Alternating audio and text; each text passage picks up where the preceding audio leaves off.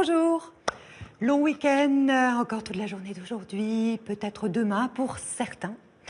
En tout cas, j'espère que vous allez bien. On va passer une heure qui va être à la fois profonde, mais aussi légère.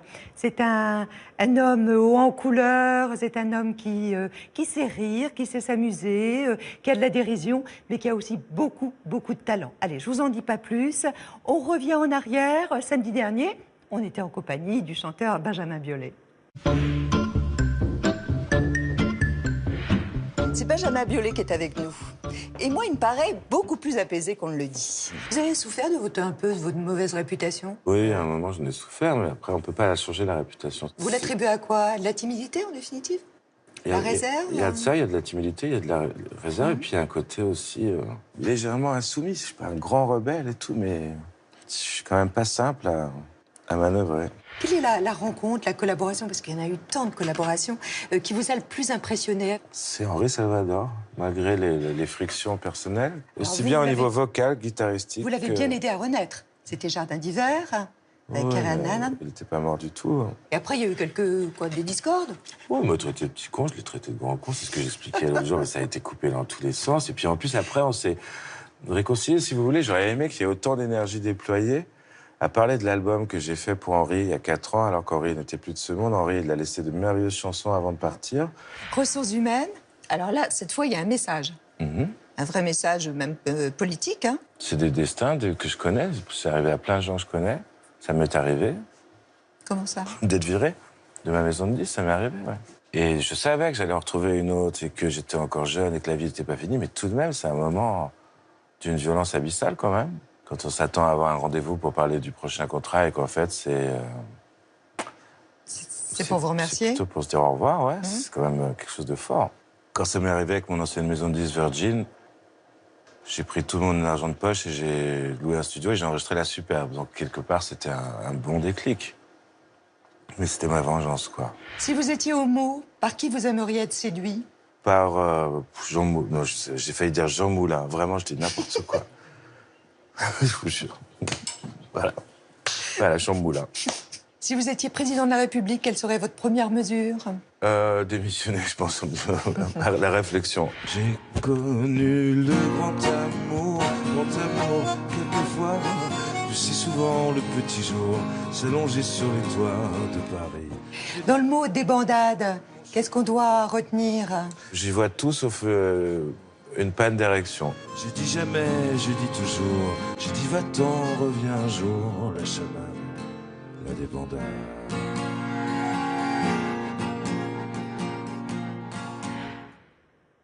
Alors, qui est là? Vous allez vous présenter, s'il vous plaît. Votre profession, tout d'abord. Écrivain. Votre situation familiale. Marié. Est-ce que vous avez une obsession dans la vie? Oh, pas trop, mais j'essaie d'en chercher. Et une devise? Toujours plus loin. Votre prénom et votre nom? Alain Mabankou. Bon, vous êtes très loin de moi. Venez me rejoindre, s'il vous plaît. Vous êtes un écrivain franco-congolais avec une dizaine de romans traduits dans une quinzaine de langues. Vous avez obtenu le prix Renaudot. Vous avez été couronné par l'Académie française en 2012 et vous enseignez aux États-Unis, mais depuis quelques semaines, vous enseignez ici au Collège de France. Bonjour. Bonjour. Alors, je dis à ceux qui nous regardent ce matin que nous serons aussi en compagnie d'un auteur, compositeur, interprète, un artiste, aussi un peintre. C'est Charles-Élie Couture. Il viendra nous rejoindre tout à l'heure. Il nous interprétera un titre de son nouvel album. Vous qui aimez la musique, vous allez très bien vous entendre. Tout d'abord, qu'est-ce qu'il est essentiel de savoir de vous pour mieux vous connaître? Ah, c'est très difficile de trouver ce qui pourrait caractériser la substance. Moi, je pense que tout ce qu'on peut savoir de moi est certainement contenu dans mes livres. Mais comme dans mes livres, c'est une sorte de pagaille organisée, mais moi-même, je passe toujours le temps de chercher qui je suis en réalité. Alors, pas seulement dans vos livres, parce que lorsque l'on voit aussi votre allure, votre look, on se dit aussi que cet homme est atypique. Bon, il faut toujours, dans la vie, il ne faut pas suivre le courant. Moi, je vais toujours à contre-courant, je fais ce qui me plaît. En hiver, je prends des couleurs qui ne sont pas celles de l'hiver.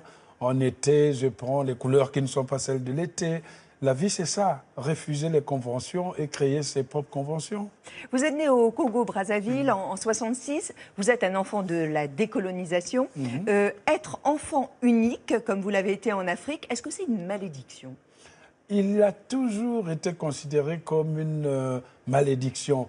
Moi, j'ai raconté cette histoire en expliquant que lorsque vous êtes un enfant unique, on a l'impression qu'en sortant du ventre de votre mère, vous avez fermé à clé et vous avez caché la clé. C'est pour ça que dans mon roman « Demain, j'aurai 20 ans », c'est une histoire d'un enfant qui part à la recherche d'une clé. J'aurais même intitulé le livre « À la recherche d'une clé perdue », mais j'avais peur que ça corresponde à quelqu'un qui a écrit un livre qui ressemble comme ça. Est-ce que vous avez une culpabilité d'être justement cet enfant unique? On m'a éduqué dans la culpabilité justement d'être un enfant unique, mais à la fin, j'ai vu que ça allège beaucoup de problèmes. Ça arrange des questions d'héritage, ça évite des conflits avec des frères ou des sœurs, mais on est toujours en prise avec la solitude parce que l'enfant unique doit composer tous les jours avec la solitude, alors qu'une famille nombreuse, les enfants doivent composer tous les jours pour avoir des moments de solitude. Vous étiez un enfant désiré, selon vous? Je crois qu'il n'y avait pas de doute vu l'amour que me vouait ma mère et la manière avec laquelle elle posait une certaine sécurité. Ah ben voilà, elle est là, toujours inamovible et immortelle. La manière avec laquelle elle entourait une certaine ceinture de sécurité autour de moi. Mais avec un géniteur quand même qui vous a abandonné. Le géniteur a abandonné, mais malheureusement, c'était au moment où j'allais quitter l'Afrique.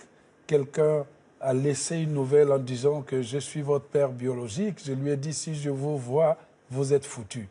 Donc je ne l'ai jamais vu et j'espère ne jamais le voir. Foutu parce que vous l'auriez oui, parce assassiné. Que c'est quand même égoïste d'apparaître tout simplement comme ça, parce que tout d'un coup, eh ben, vous entendez que votre enfant va aller en France et vous vous rappelez que vous en êtes le père.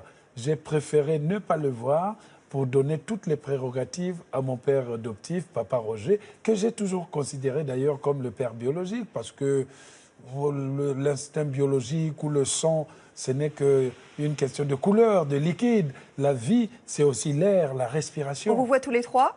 Alors voilà, on nous voit tous les trois ici. C'est une photo spécifique, parce que vous voyez que ma mère s'épanche. Donc elle prend la plus grande partie. Elle avait toujours ce sentiment d'être quelqu'un qui mettait en scène les choses. Et elle nous avait mis en position telle que on était presque en train de tomber. On ne le voit pas, mais au-dessus de ma mère, à son oreille gauche, il y a les doigts de mon père. Ce n'est pas une sorte de caresse ou d'affection, mais mon père s'agrippait, sinon on allait tomber de l'autre côté. Donc parce que ma mère voulait que ce jour fût son jour vraiment de consécration.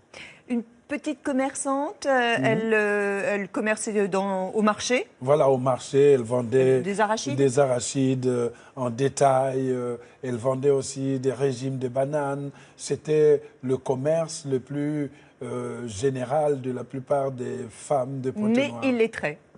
Elle était illettrée, mais d'une intelligence intuitive. Ça n'empêche. Hein. Ben oui, c'est pour cela que c'est relatif de souvent juger le canal de la culture par le biais de la lettre. Moi, je juge aussi l'intelligence, la culture par la parole et par la capacité à pouvoir résoudre les problèmes de la vie quotidienne en toute diplomatie. C'était ce qu'elle faisait. Alors, est-ce que vous aviez un complexe de classe? Complexe de classe, non, parce que je n'ai jamais envié ce que je n'avais pas.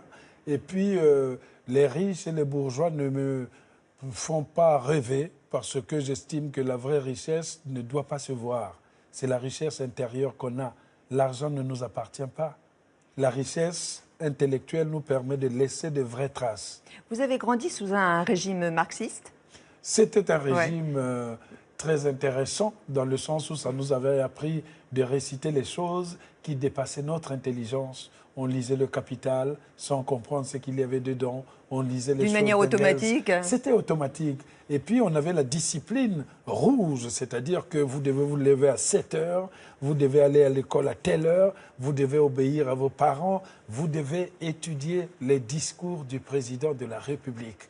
Ça, c'était important. Et ce cours s'appelait instruction civique. Je sais que ça existait en France, mais ce n'était pas pour étudier les discours des présidents. C'était plutôt pour étudier les éléments fondamentaux qui permettent d'émerger dans l'existence. L'insouciance, la légèreté de l'enfance, ça vous a manqué? Ça me manque. Et c'est peut-être ce que je recherche dans l'écriture. Parce qu'une fois qu'un créateur n'a plus la nostalgie de cette insouciance, alors sa création, c'est vraiment une épée dans l'eau. Donc j'aimerais rester cet enfant à l'intérieur de moi, même si le corps, lui, il est en train d'aller vers plutôt l'automne. C'est vrai que vous avez appris 6 langues? Oui, j'ai appris 6 langues et j'en comprends à peu près 7 ou 8 du Congo, parce que c'est un petit pays de 4 millions d'habitants, mais avec des centaines de langues. C'est plus pratique, si vous voulez draguer chaque fille de chaque ethnie, d'aller apprendre en quelque sorte ces langues. Donc, on les apprenait dans la rue. C'est des langues orales. Le français aussi, pour nous, est une langue orale, puisque jusqu'à 6 ans, je n'avais pas appris le français. À 6 ans, on vous réveille, c'est fini, tu es cette langue-là, tu vas à l'école. Et là, on commence à apprendre la langue française, les mots, et tout se décompte parfois.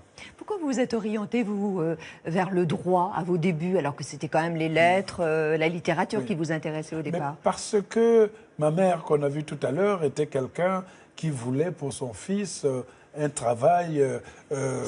Sécure, comme on dit, de sécurité, un travail vraiment fixe et puis rentable.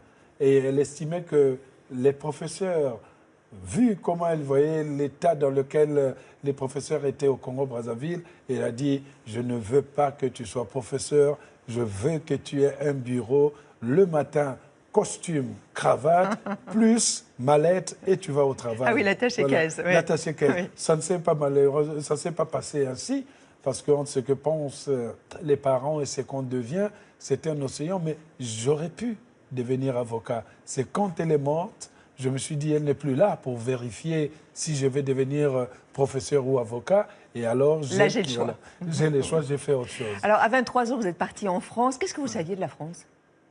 Ben, on savait pratiquement tout de la France, puisque dans notre enfance, dans notre école, on apprenait l'histoire de France. L'histoire de l'Afrique n'était pas enseignée. Elle était censée ne pas avoir une histoire, l'Afrique. Donc on apprenait toute l'histoire de la France, toutes les régions de France, et le droit même, c'était le droit français. Et la France que vous avez rencontrée en arrivant, alors, elle ressemblait à celle que vous aviez imaginée? Non, pas forcément. On avait l'impression que nous avions été bernés, parce qu'on pensait toujours qu'en arrivant en France, tout serait rose, il n'y avait pas la misère, tout le monde avait du travail, il n'y avait pas de sans domicile fixe. Et la première fois, quand je suis arrivé et que j'avais vu un clochard à l'intérieur d'un train demander de l'argent, j'ai commencé à trembler. Je suis sorti, j'ai raconté ça même au collège, je suis sorti, je suis allé dans une cabine téléphonique, j'ai téléphoné au pays pour dire « c'est pas possible, le monde est par terre ». Même les Blancs deviennent des mendiants. Parce qu'on ne savait pas. On pensait que la pauvreté, c'était le Sud. Et j'ai compris à cet instant que dans ma terre natale, il y avait cette hospitalité. Il y avait cette possibilité, quand on n'avait rien, d'aller chez le voisin, d'avoir quelque chose à manger. Le partage qui est naturel en Afrique. Voilà. Oui. Votre portrait? On revient Oui. en arrière? Bon, ça vous va? Voilà, j'ai peur. Il est brossé ce matin par Julie de Mareuil. Alain Mabankou. Alain Mabankou, c'est l'antidote à la morosité ambiante. Un look haut en couleur, un sourire éclatant, un parcours littéraire éclectique, on pourrait presque l'appeler Mabankoul. Je suis heureux d'être africain. C'est un bonheur, c'est un univers, c'est un passé et puis c'est une joie. Une joie que vous partagez dans vos livres. Écrivain franco-congolais, vous décrivez une Afrique sans complaisance, loin des clichés et refusez la victimisation de l'homme noir. L'homme noir ne doit pas sangloter sur son passé, mais il doit s'interroger sur ce qu'il doit faire pour son présent, pour préparer l'avenir de ses enfants. Conteur optimiste, votre plume l'est tout autant ludique, ironique, pas toujours académique. On n'est pas au Vatican où il faut des points-virgules, des tirets. J'ai voulu écrire en basket. En basket, mais tiré à 4 épingles. Fervent défenseur de la langue française, vous ne manquez pas d'humour. J'ai de l'accent quand je parle et quand j'écris, j'ai également l'accent. Cet accent, les Américains en sont friands. Vous voilà donc à Michigan d'abord, puis à la prestigieuse Université de Californie à Los Angeles, où vous enseignez la littérature francophone depuis 15 ans. Ici, je me sens presque en phase avec ce que je vis en Afrique, dans le côté soleil, dans le côté un peu ouvert et éclaté. En phase, vous l'êtes aussi avec la France. Prix Renaudot, Grand Prix de l'Académie française et depuis peu directeur de la chaire Création artistique au Collège de France. Une première pour un écrivain, l'occasion pour vous d'y faire résonner les lettres africaines. Et si vous vous étiez trompé de personne, qui suis-je au fond? Un homme multicasquette et un orateur engagé qui remet en mai 2015 à New York le prix de la liberté d'expression à Charlie Hebdo. Sans oublier le producteur de rumba congolaise. Alors ce matin, entre profondeur et légèreté, un thé ou café haut en couleur. Merci Julie. Quand vous revoyez comme ça le film de votre parcours, de quoi vous êtes le plus fier? Je pense que je suis quand même fier de me dire que tout cela arrive grâce à l'écriture. Parce que quand j'ai commencé à écrire, je vous avez pensais... douté beaucoup. Hein. Bon, non seulement que je me disais que je faisais quelque chose pour ma passion, je n'en attendais pas tant. Mais bon, quand ça arrive, il ne faut pas s'en plaindre. Et c'est pour cela que ce que j'aime le partager. C'est pour ça que j'aime le métier de l'enseignement. J'aime produire de la musique pour aider les artistes. C'est important aussi, quand vous êtes dans la création, d'aider la création aussi. C'est ça peut-être qui me rend le plus fier. Vous dites que la France ne peut pas mesurer ce que vous faites pour elle. Qu'est-ce que vous faites pour elle? Mais moi, je pense que je ne dors jamais. Si je ne dors jamais, c'est pour préparer des cours. Si je prépare ces cours, c'est parce qu'aussi ils sont en français. Et que j'habite dans un territoire anglophone, où on parle américain aux États-Unis, mais en réalité, je parle le plus souvent le français, puisque je vais le matin pour faire le cours, je parle la langue Là, on parle de la française. Californie. Hein. Voilà, en Californie. Et quand je reviens le soir pour travailler, écrire des romans, j'écris en français. Mais est-ce que ça vous semble, ce pays, est-ce qu'il vous rend bien, justement, ce que vous lui apportez, ce que vous lui donnez? Mais en réalité, il ne faut jamais attendre qu'un pays, que ce soit la France ou mon pays d'adoption, vous rende quelque chose. L'ingratitude sera toujours là, on trouvera toujours des moyens. Quand on vous donne, je ne sais pas, une cuillère, vous allez vouloir une fourchette. Moi, je travaille dans le sens où je préfère que ce soit ces pays qui viennent chercher quelque chose sur moi. Vous portez un regard parfois assez critique quand même sur le continent africain, sur les Noirs, et autant dans Black Bazar, il y a eu le sanglot de l'homme noir aussi. Est-ce que c'est le phénomène Bounty? Non, pas le phénomène Bounty. Alors, noir à l'extérieur voilà, et oui, blanc oui. à l'intérieur. Non, pas le phénomène. C'est-à-dire que lorsqu'on parle de la question des Noirs en France, on est souvent mal compris. On a mal compris le sanglot de l'homme noir, qui est un livre plutôt positif pour la volonté de ceux qui veulent travailler et se dire que tout n'est pas fermé. C'est un livre qui demande aux Noirs de France de déplacer les montagnes, de se battre sur le présent, parce qu'on nous piège souvent en nous reléguant dans les larmoiements du passé. On est Donc content, de la colonisation. Voilà, tant que nous pleurons sur la colonisation et l'esclavage, c'est bien. Pendant ce temps, on est en train de nous retirer les droits dans le présent. Le passé. Donc c'est une perte de temps. Voilà, le passé nous sert à regarder, de ne pas faire les erreurs dans le présent. Mais ce qu'il y a de plus urgent, c'est de combattre les injustices de tous les jours. Et pour le continent africain, c'est tout à fait normal. Je viens d'un pays dans lequel la dictature est toujours là. Un président est là depuis 32 ans. Depuis 1979, voilà, il vient d'être élu. Voilà, il vient d'être élu. Je ne vais pas rester les bras croisés dans la changeant la Constitution. Il change la Constitution. Il s'impose dans un pays où il n'est voté qu'à 8%. Tout d'un coup, on se réveille, il est président de la République. C'est impossible. Pour moi, le Congo-Brazzaville n'a pas, pour l'instant, de régime ni de président. Ces élections sont frappées de petites véroles. Est-ce que le Burkina Faso, qui donc a remercié Blaise Compaoré, est un modèle de démocratie pour vous? Le Burkina Faso, c'est un peuple qui s'est levé pour pousser dehors Blaise Compaoré. Le peuple congolais allait se lever pour réclamer ses droits, mais il a été malmené par le régime en place. Pendant que nous parlons, il y a dans la nuit des matraques, on enferme les gens, on met des gens en prison. Et c'est pour ça que ma résolution, c'est de demander à la France de ne pas reconnaître le pouvoir qui se trouve à Brazzaville. Parce que si la France reconnaît ce pouvoir, tout ce que nous avons fait pour ce pays, pour la France, on aura travaillé pour du beurre.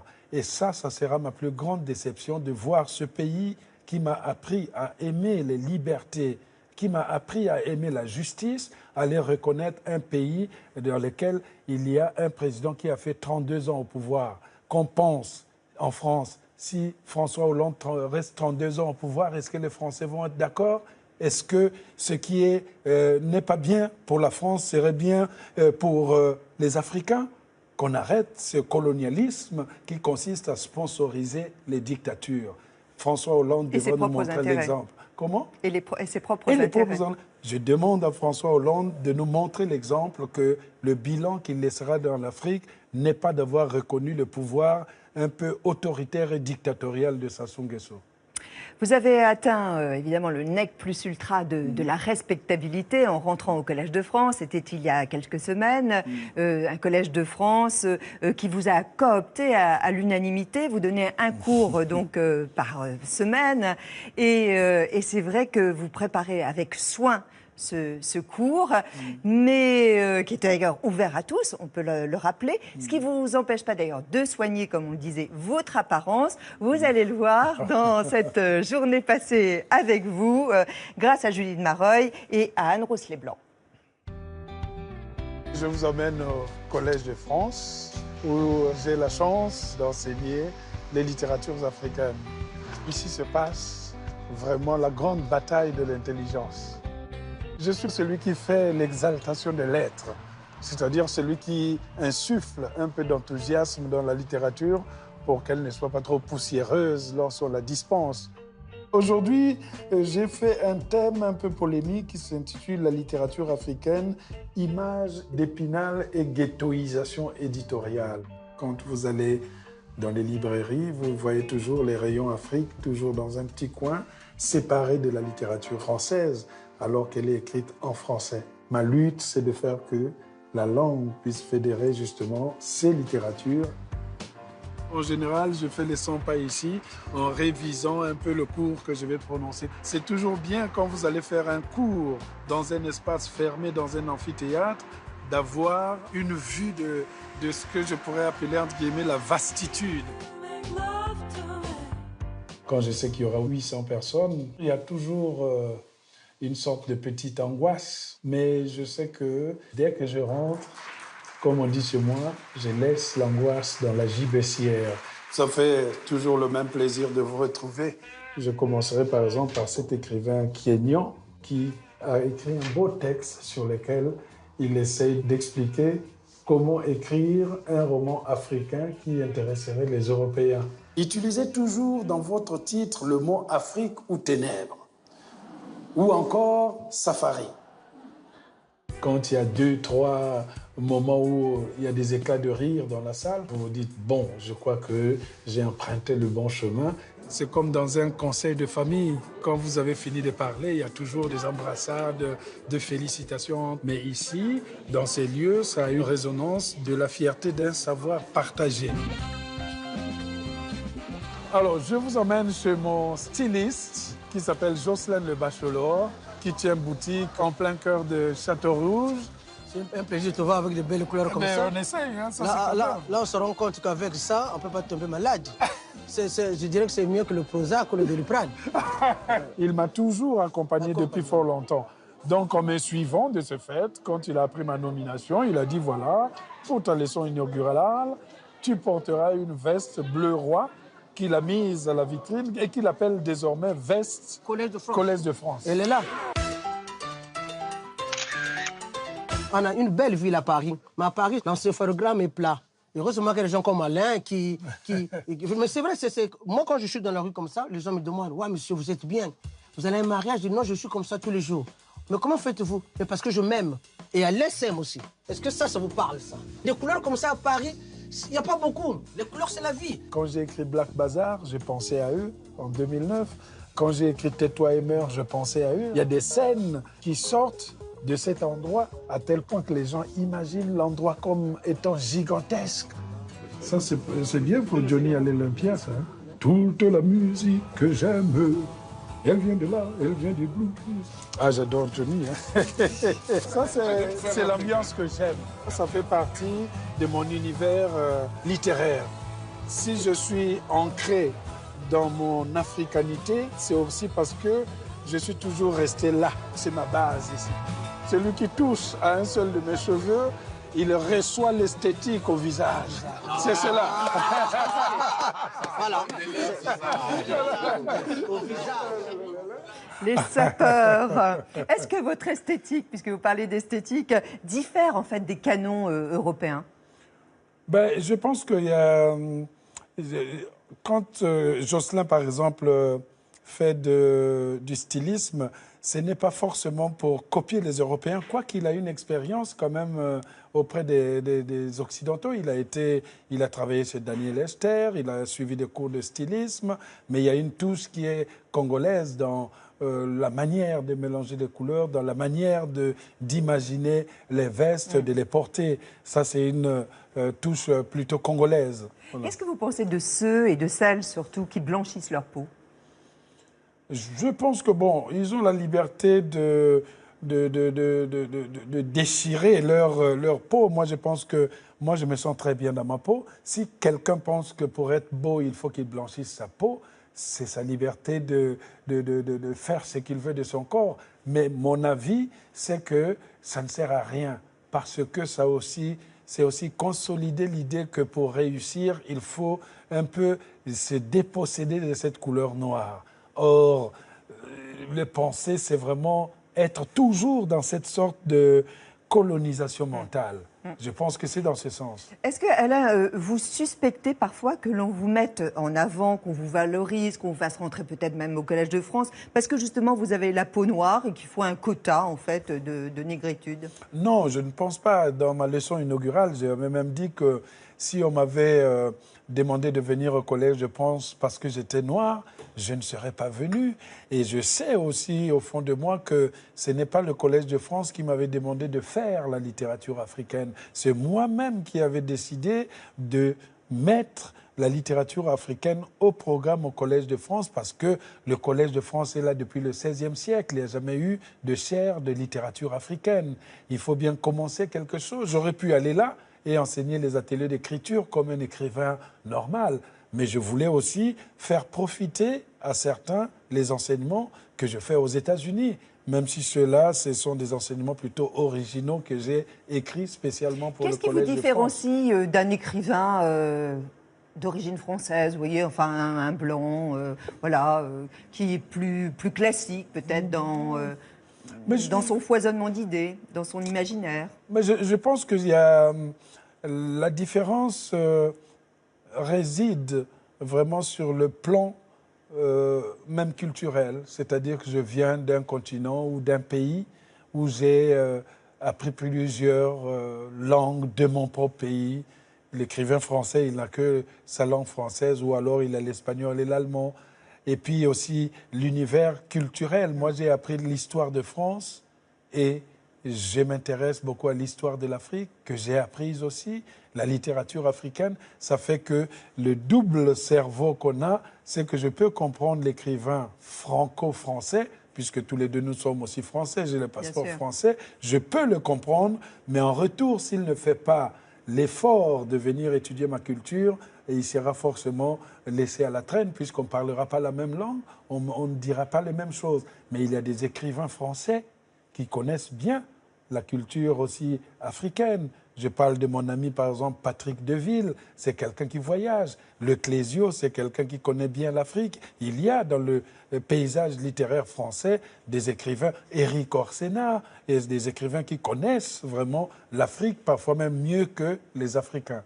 Petit Piment, c'est un roman qui raconte une tranche de vie, hein, celle d'un jeune orphelin congolais au parcours alors vraiment très chaotique.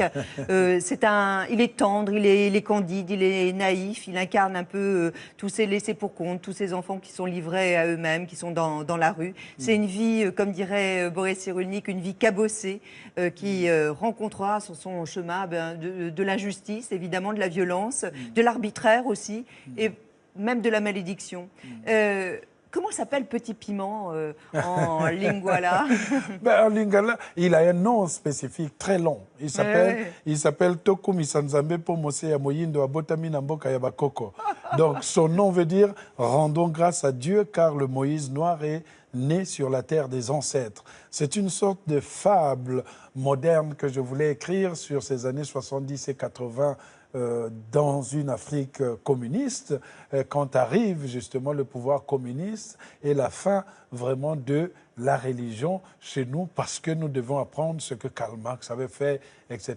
Et puis, un hommage à la fois à la jeunesse africaine, à la femme africaine, parce que les prostituées qui sont là sont les personnages Alors, principaux. il faut dire que ce petit garçon va rester durant 13 ans dans un orphelinat, et puis il va monter, enfin, je ne sais pas si on dit monter au Congo, mais aller à la grande ville, à Pointe-Noire, où la loi du plus fort vraiment fait rage. Oui, parce que dans ce roman aussi, c'est le témoignage de ces enfants de la rue. Ils sont abandonnés à leur triste destin. On les trouve dormir dans les marchés.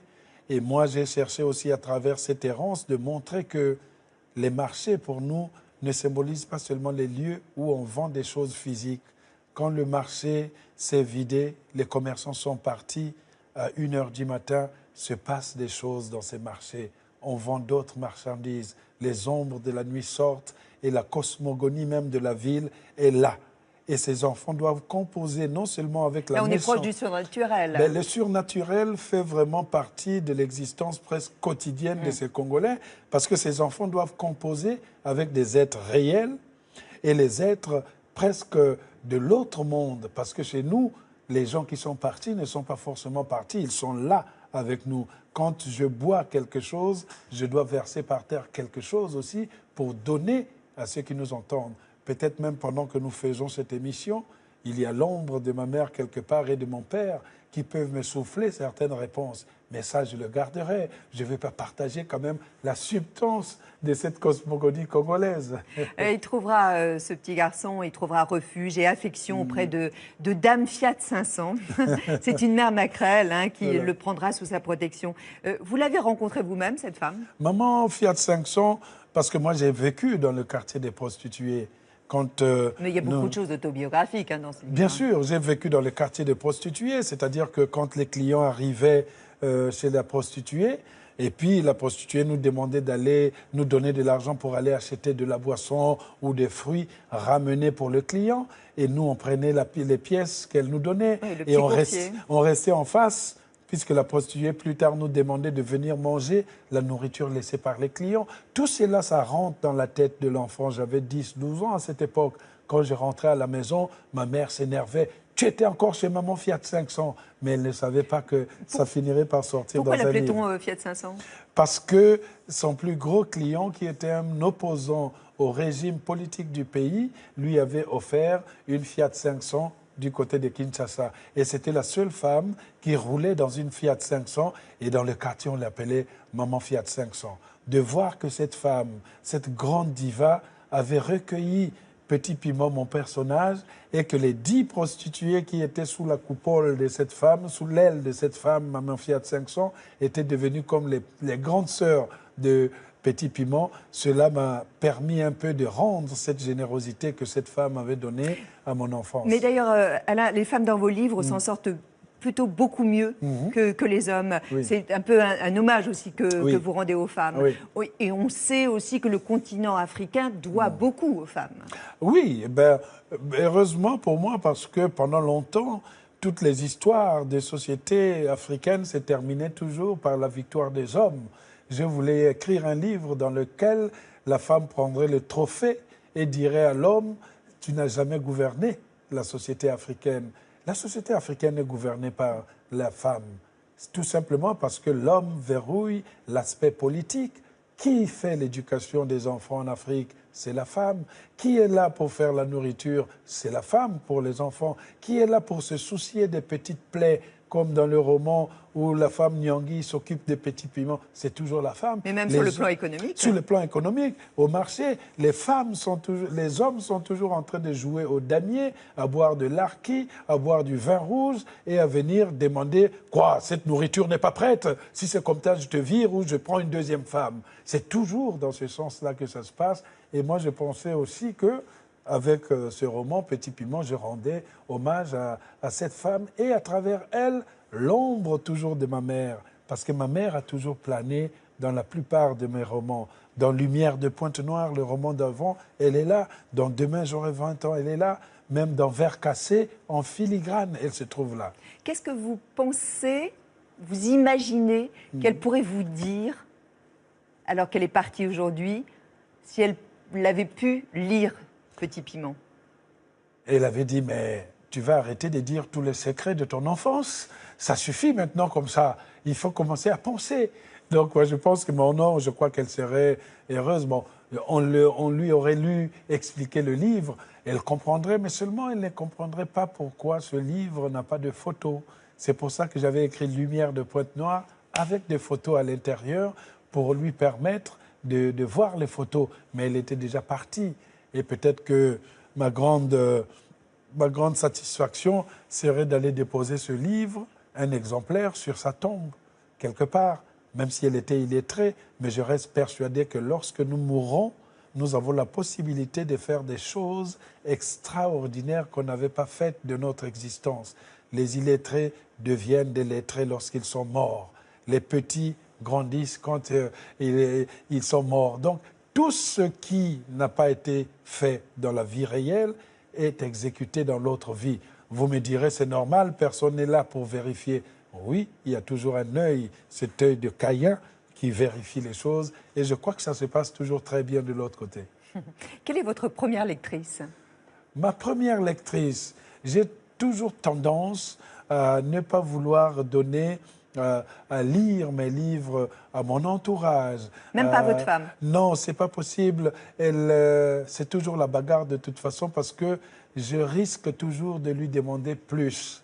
Et, si elle me dit que c'est bien, je ne vais pas avoir la gentillesse de reconnaître que ça vient profondément de son corps. Je vais me dire, elle est gentille parce que c'est moi. Si elle me dit que, ouais, mais là, il y a des lourdeurs, je vais dire, c'est toujours pareil. En général, quand j'écris les livres, je remets mes caprices d'enfant. Je suis toujours seul à juger de ce que j'écris. Alors, il s'agit de Caroline Oui. Blache. Vous êtes connue, je crois, dans un salon du livre. Hein, vous êtes au courant de tout? En 1999. Au musée d'Aper. Voilà. Vous avez un enfant de 5 ans, oh bah, dis donc, ensemble. Et Caroline a accepté de parler de vous. Ah bon? Grosse surprise. Mais aussi, un grand écrivain académicien. Daniel Laferrière. Oh ben, je suis foutu là, j'ai la totale. Tous les deux, ils ont croisé leur regard sur vous. Ah bon là là. Tout le monde me disait, il faut que tu lises Alain Mabanckou, il faut que tu lises Alain Mabanckou. Et un jour, j'ai volé Vers cassé dans une librairie près de Bastille. Et dès la première page, en rigolant, j'ai dit, le mec qui écrit ça, c'est mon mari. Il représente quelque chose de précieux, quelque chose de rare dans le milieu des écrivains et une amitié. Ce qui le caractérise pour beaucoup de gens, en fait, c'est son naturel. Mais la vie spontanée, la vie éclatante et quelque chose d'indomptable. C'est une personne qui a besoin d'être noyée, parfois de monde, noyée de mots, noyée de reconnaissance, noyée de miroirs. Et par d'autres moments, c'est une personne qui a besoin d'être seule, profondément seule. Quand personne n'est là, et il replonge dans une sorte de neurasthénie et qui peut durer des heures, des jours. C'est un homme très solitaire et plutôt sombre. C'est l'autre partie, c'est la face cachée. Alain cache beaucoup qu'il est angoissé, qu'il doute beaucoup, mais il doute énormément et il est très angoissé, malgré ses apparences. Pour sortir Alain certaines fois de son trou, il faut lui faire face, lui parler carrément, lui dire des choses extrêmement importantes. Et Caroline le fait.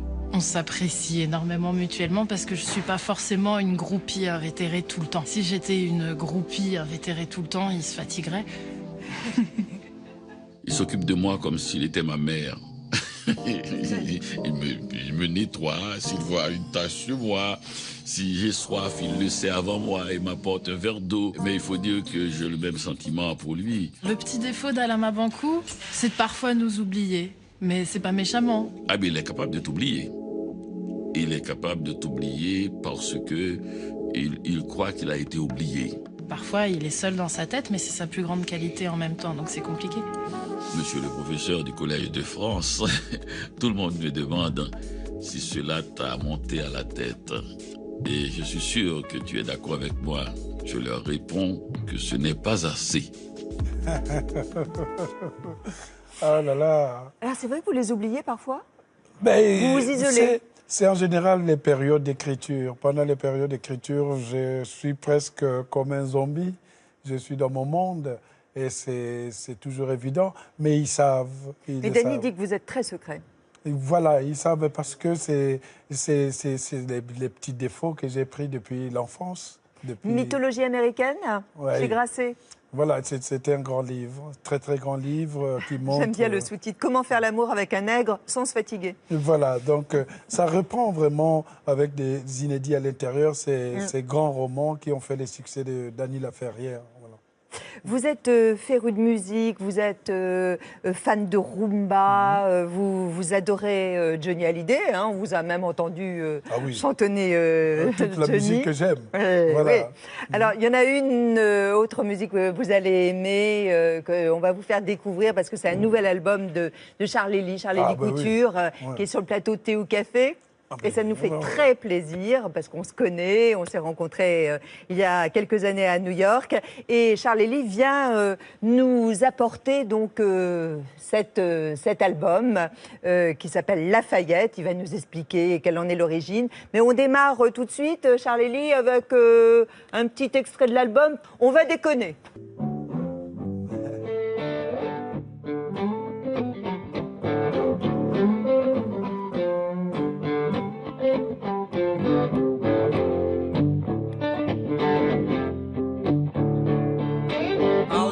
On va déconner, on va se laisser aller, au propre et au figuré, on va déconner. On va déconner. Des yeux discutés comme moi, envie d'en profiter. Baisse un peu la télé, on va chahuter le canapé. Chahuter le canapé. On peut pas passer à côté d'un jour en été. On pourrait le regretter des millions d'années. Ouais, des millions d'années. Allez, viens, on va déconner. On va se laisser aller. Au propre et au figuré. On va déconner. On va déconner. Tu dis que je suis un peu fêlé. Sur la pendule, moi je vois le temps filer. Tu voudrais prendre du recul. Moi je trouve que tu fais trop de calculs.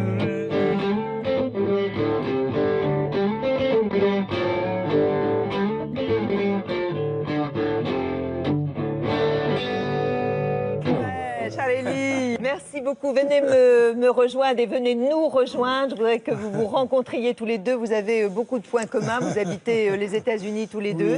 Oui. Vous avez aussi une mère très importante. voilà, dans votre œuvre à chacun. Vous avez, voilà, Charles-Élie, Alain, Charles-Élie. Aujourd'hui, c'est toi qui as plus de badge que mais moi. Oui, j'aurais pu essayer la barbe là, mais chaque fois, Charles-Élie, ça pousse pas. vous dédiez d'ailleurs cet album à votre mère disparue récemment. Au mois de mai de l'année dernière. Alors, c'est vrai, Lafayette, alors on se dit, ça, c'est vraiment un album pour voyager, pour découvrir déjà peut-être la musique qui vient de Louisiane, donc Cajun. Oui, en fait, je voulais faire un disque qui permette de faire la jonction entre deux fantasmes, à la fois le fantasme des États-Unis qu'on a depuis la France et aussi le fantasme de la France qu'on a depuis les États-Unis. Parce que la culture française, en fait, aux États-Unis, c'est quand même une référence. Et dans quel endroit des États-Unis je pouvais le plus trouver ceux qui étaient en aspiration de cette France, c'était en Louisiane. Et dans quelle partie de la Louisiane? Je suis allé à Lafayette, qui est une des poches, on pourrait dire, qui aujourd'hui se vante de sa culture française. Alors, Lafayette, c'est aussi évidemment un héros. Oui, qui s'est déplacé aux États-Unis sans l'avis de son roi, alors qu'il était légaliste. Et c'était un général qui, enfin à ce moment-là, il n'était pas général, mais qui avait surtout une envie. Il était très jeune à l'époque, il est parti, il avait 19 ans aux États-Unis, sur ses propres deniers finançant lui-même 7000 fusils, si je me souviens bien, pour supporter la révolte des insurgés américains contre les Anglais. Et hanté par Lafayette, donc hanté par cette envie de la liberté. C'est aussi pour ça que je trouvais important d'appeler le disque comme ça. Alors la Louisiane, c'est un creuset des cultures, vous venez de le dire. Vous vivez maintenant depuis 12-13 ans même, même voire un peu plus que pas ça. mal aux États-Unis. Alors c'est votre mère qui vous a donné aussi le goût de la culture anglo-saxonne. Après la guerre, ma mère est partie enseigner le français aux États-Unis. Ma mère a fait l'école normale d'abord. Elle est j'aime bien voir vos yeux. D'abord à Jacksonville en Alabama et puis après à Kenosha, dans la banlieue, dans le Wisconsin, de l'autre côté du lac Michigan.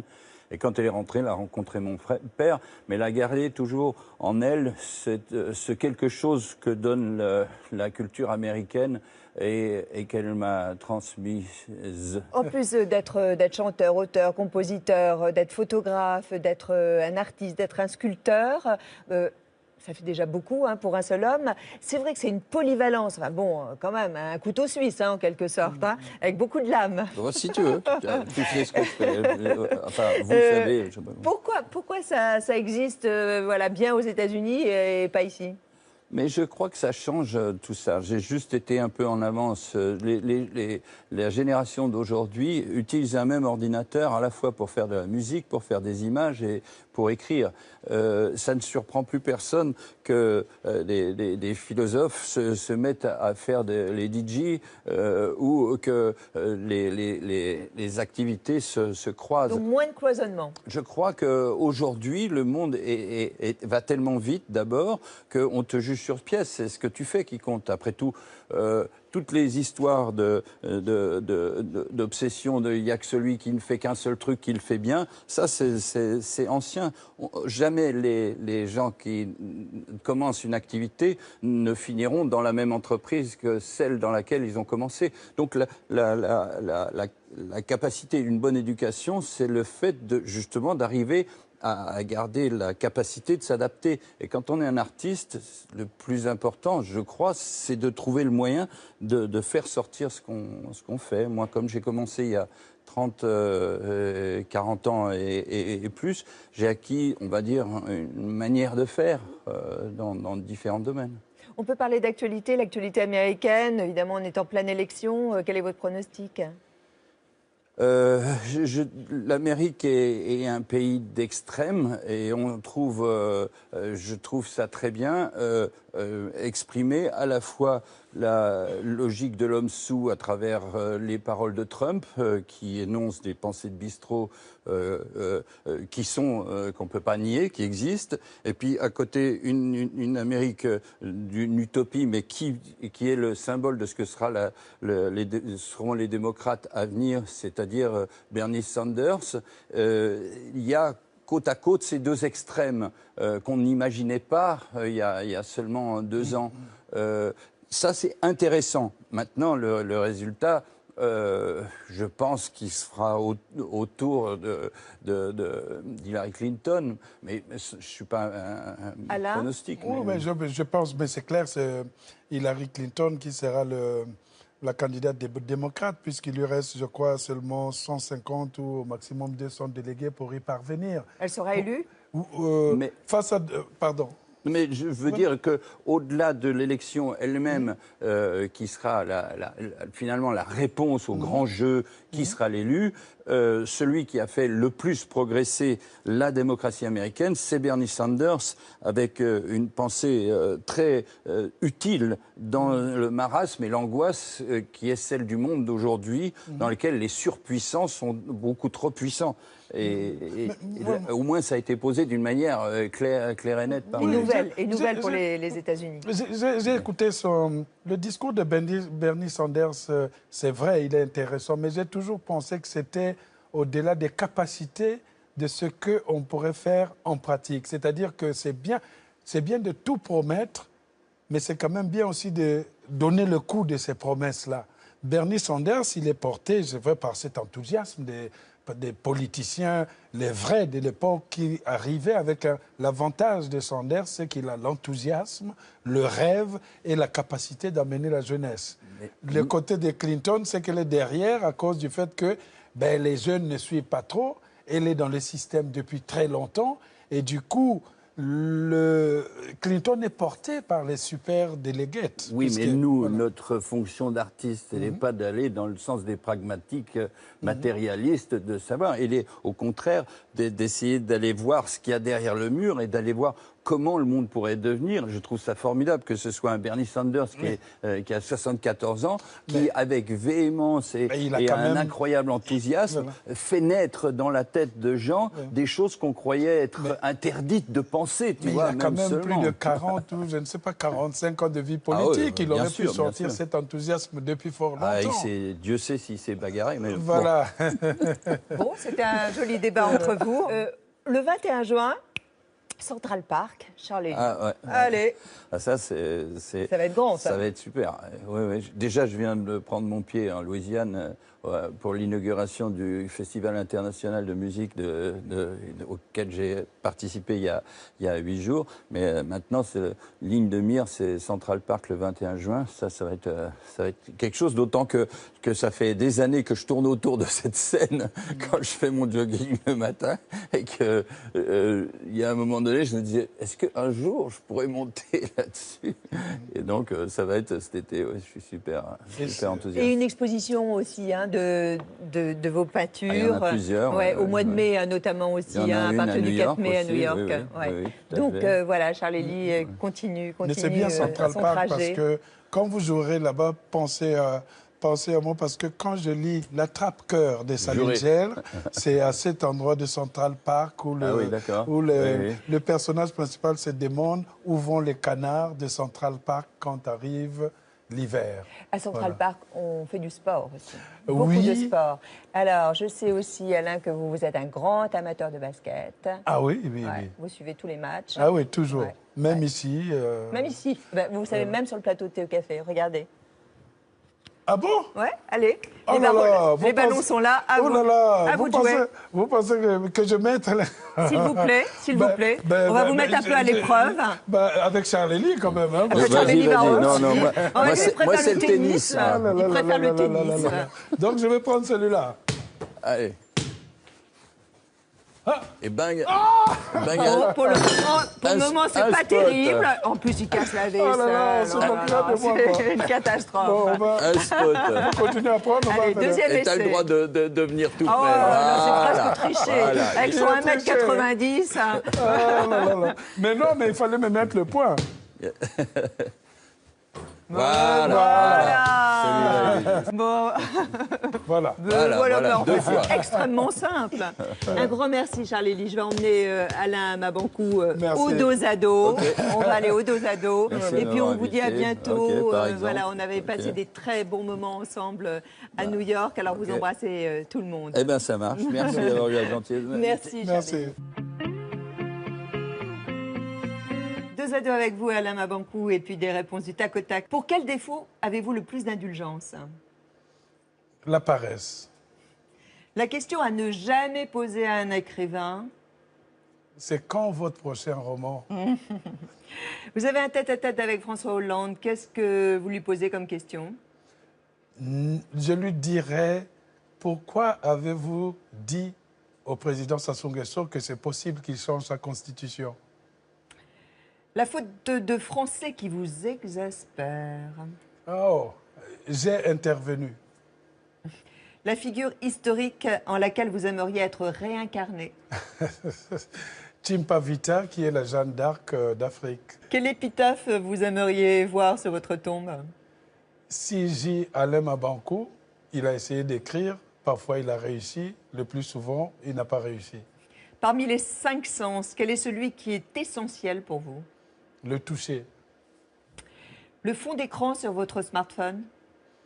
c'est Yurek, mon fils. Est-ce que vous avez eu recours au service d'une prostituée? Non. Si votre maison venait à brûler, quel objet vous sauveriez en premier? Waouh. Un tableau que j'ai et qui date de 1962, c'est-à-dire 4 ans avant ma naissance. Si vous aviez un super pouvoir, lequel serait-il? Le pouvoir de demander parfois le silence quand les gens travaillent. Le mot de la langue française que vous préférez? Peut-être coccinelle, parce que ça sonne bien, mais ça ne représente pas forcément la beauté de ce mot. Et une chanson qui vous rend joyeux? Free de Stevie Wonder. Waouh. On conclut avec lui.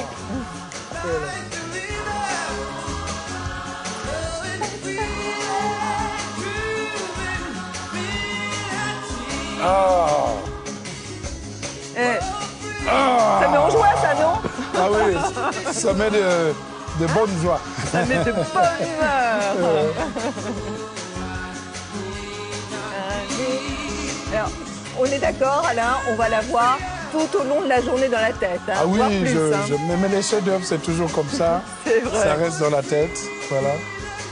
Alors, Petit Piment, je vous conseille Petit Piment aux éditions du Seuil, Alain Mabankou, qui est passé sur le plateau de Thé ou Café, qui nous a parlé de lui, qui nous a parlé de l'Afrique, qui nous a parlé aussi du Collège de France, qui nous a parlé de la SAP aussi.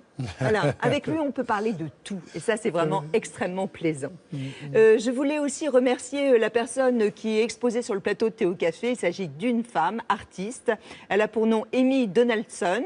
Elle expose aussi à la galerie Olivia à Ganancia, 16 rue Dauphiné à Paris, dans le 3e. C'est une artiste américaine, c'est pourquoi nous l'avons choisie, parce qu'elle vit aussi en Californie, tout comme vous. d'accord. Sa terre natale est l'une de ses principales sources d'inspiration. Amy Donaldson. Merci à elle. Samedi prochain, ce sera Yvan Attal, le comédien, Ouais. mais aussi le réalisateur qui viendra de nous parler de son nouveau film. Il sera avec nous dès 10h. Et puis le lendemain, nous consacrerons notre émission au théâtre et aux Molières avec un très très grand comédien, c'est Michel Bouquet. Ah oui. Et il sera là à partir de 7h.